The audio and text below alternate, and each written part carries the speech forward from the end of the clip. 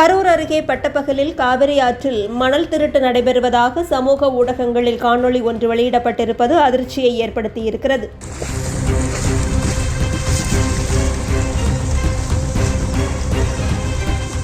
கரூர் மாவட்டத்தில் கடந்த 4 ஆண்டுகளுக்கு முன்பு அமலாக்கத்துறை சோதனைக்கு பிறகு காவிரி ஆற்றில் மணல் அள்ளுவதற்கு நீதிமன்றம் தடை விதித்திருந்த நிலையில் தற்போது இரவு நேரங்களில் மணல் லாரிகள், மாட்டு வண்டிகள் மூலமாக மணல் திருட்டு நடைபெற்று வருவதாக பலரும் குற்றச்சாட்டுகளை தெரிவித்து வந்த நிலையில் தற்போது மாட்டு வண்டியில் பட்டப்பகலில் மணல் கொள்ளை நடக்கும் வீடியோ சமூக வலைதளங்களில் பகிரப்பட்டிருக்கிறது.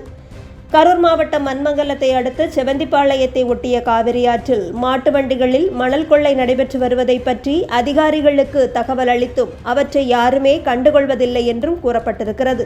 பொதுப்பணித்துறை, வருவாய்த்துறை, காவல்துறை, வனத்துறை என்று யாருமே இதை பெரிதாக எடுத்துக்கொள்வதில்லை என்றும் அரசுக்கு பலமுறை தகவல் தெரிவித்தும் எந்த நடவடிக்கையும் எடுக்கப்படவில்லை என்பதால் தான் இந்த காணொளி வெளியிடப்படுவதாகவும் தகவல்கள் வெளியாகியுள்ளன.